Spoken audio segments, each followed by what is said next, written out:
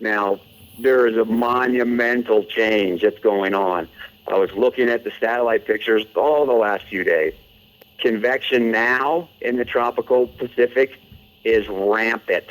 We haven't seen this in a year. It's been pretty quiet there, especially during the winter months, because it just has been. But now it is not. The tropics, when you get to the west of Hawaii, all the way down along the equator, all the, well south of Japan, all that area is lit up with showers and thunderstorms. So what happens is this: when you get showers and thunderstorms in the tropical Pacific, they give off latent heat. This latent heat, eventually, after a 3 or 4 day time lag, which is what we've been talking about on the website, it gets carried northward into the central and northern Pacific. So that's how the tropics control what happens in the winter in the United States. When there's no convection, it can be cold. When there is convection, latent heat gets pushed north. It gets pushed way north of Hawaii. It gets up to 40 and 50 degrees latitude. And what happens physically in the atmosphere is latent heat, when it gets transferred north over the cold Pacific Ocean, it creates a strong thermal or temperature gradient across the Pacific Ocean because you're bringing warm air north and it's wintertime. So when you get a strong gradient of temperature in the Pacific, you get a strong jet stream. Now, you've been reading the website for the last week, and I've been talking about this, and I've been hyping it up that we're going to have a big change due to this strong jet developing out in the Pacific. And that's exactly what's going to happen, because in the real world, as we're speaking right now, there's tons of convection, so that's happened. Latent heat definitely coming north, and the jet is strengthening in the Pacific. So what's going to happen over the next, it's going to happen over the next week between now and when I talk to you next Tuesday, but it's going to keep happening through about January 20th, 21st, or 22nd. This locked-in pattern is not going to break. There's going to be continued convection in the tropic, continued latent heat transport to the north, and a continued strong jet in the Pacific. What this all equates to, my big mouth, is a high-amplitude phase 4 and phase 5 of the MJO. A lot of times when big snow comes and David plays that crazy music, we're talking about phase 8, phase 1, and phase 2. Right. But phase 4 and phase 5, we've done a lot of studies on this, and it's where the actual heart of the convection is what determines phase 4 and phase 5. But they're good for us. And I think we talked about this last week or the week before. We still average above normal snow in phase 4 and phase 5. Phase 4 is a little warmer. Phase 5 gets back to colder. So the long story short is dramatic changes are coming. For today, we're fine. It's just a sunny to partly cloudy day. There's low-level valley inversion, so it's just going to be in the low to mid-30s in the valleys. Nothing's going to melt. Everybody's happy. Tomorrow, we get the first of disturbances, but I'm not impressed with this disturbance for late day Wednesday and Wednesday night. We lack ambient water. We don't have much contribution from the jet. The mid-level energy is moving very fast tomorrow evening. So the ski resorts may, with some luck, get an inch and a half, and that would be lucky. It's a dusting, but what you're saying. Stop it. I've been telling people on the website that we shouldn't even concern ourselves with tomorrow because that's just day one. Damn it. Tomorrow's what, the 8th? Yeah. We're going to have snow threats through the end of the month, so who cares about day one? Thursday is a totally different day. We are going to get jet level divergence. Everybody knows what that is now, too. I'm making meteorologists out of all of you. When you get divergence at high levels, you evacuate air at 20,000 feet above our head. So the air has to rise down here where we live, and that's the upward motion, that rising air to replace the air that's being evacuated by the jet. So Thursday, we get some jet level divergence. Mid-level energy is pretty good. The thermal profile is totally fluff-worthy, as I say. It's minus 18 Celsius at mountaintop. That makes the perfect snowflake. And we also have tending toward a west-southwest to west upslope wind at mountaintop. So long story short, Thursday's a better day. There's a better day and night. It's probably a late day, nighttime event. But right now I'm forecasting 3 to 5 inches at the ski resort. So that's wonderful. You'll have some fresh Friday morning. Okay, Thursday night, Friday morning. Okay, cool. Okay. So Friday morning could be good. During the day, Friday morning into early afternoon, another piece of fairly strong energy comes through. We're very unstable. Our lapse rates are unstable. We're like 8 Celsius per kilometer lapse rate. That means the air is just rising quicker than it should be.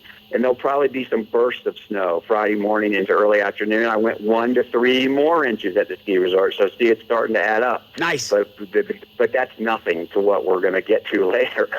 On Saturday, more energy is coming, both in the mid and high levels. The thermal profile stays cold. It's going to be below zero Friday night, then clouds are going to come in over top of that cold on Saturday, so we're going to have a cold dome in place in the valleys. It's going to snow more. I went 3 to 5 more inches at the ski areas. The valleys get some too. It's going to snow more on Sunday. It's going to snow more on Monday. And then it's going to snow more Tuesday, Wednesday, Thursday. And then we're going to have a great 10-day period. A great 10-day period. Okay, so it's wonderful. For the 10-day period, you're not talking about any dump-a-doozles. You're just kind of talking about constant snowfall? Is that kind of what you're... I think that's a good way to sum it up. Your intuition is correct. If there's any negative with the next 10 days, there isn't a negative as far as upper air support and the wind profile and the thermal profile and the instability profile. All those are pretty solid. The one negative is a lot of these impulses that are coming are land-based. And for me to explain that, they're not coming like due east from California where they're able to pick up a lot of ambient water. So we don't have a lot of ambient water. So the next 10 days is very fluffy snow, but there might not be any of those days where I'm going to be worrying about a foot of snow in a 24-hour period. It's the kind of 2 to 4s, 3 to 5s, 3 to 6s, 4 to 4, 4 to 7s, those kind of things that'll evolve next week. But when it just all adds up. You know what I mean? When you have 10 days and at least 8 of those days, we're going to get a few inches every day. It doesn't mean it's snowing every second, but there's intervals. It comes in bouts. But when you're going to get 8 out of the next 10 days where snow's in the forecast, it gradually adds up. If we had any luck at all, this whole thing would peak next week, which means, I have snow in the forecast Wednesday night, Thursday, Friday, Saturday, Sunday, Monday. So that's 6 days already. And if the peak doesn't come until Tuesday, Wednesday, Thursday of next week, that's a good sign. So it looks like we're going to have a great January. We talked about that 2 weeks ago. I knew January was going to be fine, and it's going to be fine. And then we'll see what happens at the end of the month when the MJO makes another move. If it goes back into the neutral phase, then it's just we're just going to stay with a good month. Let me tell you one last other thing. Bring it. Obviously, the European is the best model in the world. The GFS has really undergone a good transition here since they fixed it. They have the same parameters now as the European, and we have a computer that's strong enough to do 2 trillion calculations per second now, so it's almost as good as the European. Both those models had their 40 to 50-day outlooks through mid-February, like February 20th, and they both stayed with below normal temps and above normal snow. So that's a good sign for we're going to probably stay with just an old-fashioned winter. All right, well, we're speaking with Corey Gates, AspenWeather.net, chief meteorologist. Okay, rubber hits road. Who? The rubber's going to hit the road right now. I need you to give me the 7-day prediction, or if you'd rather, the 10-day prediction of how much snow we'll be talking about for the entire period. I can't. No. It's too hard. Okay. No. It's too hard for me to do the 10 because there's too much uncertainty about how things evolve Tuesday, Wednesday, Thursday of next week. Because if we end up getting a little bit more ambient water, it will be pretty good. But I can give you from right now until we talk next Tuesday. I would say, my confidence level is about an 8.5 out of 10, which is pretty high for a week in advance. I would say 14 to 18 inches for the ski resort, probably half that in the valleys. Wait. 14 to 18 over the next 7 days? Yeah, that's not that much, but that's solid. That's a great amount. No? That's solid. Oh, no, that's a great amount.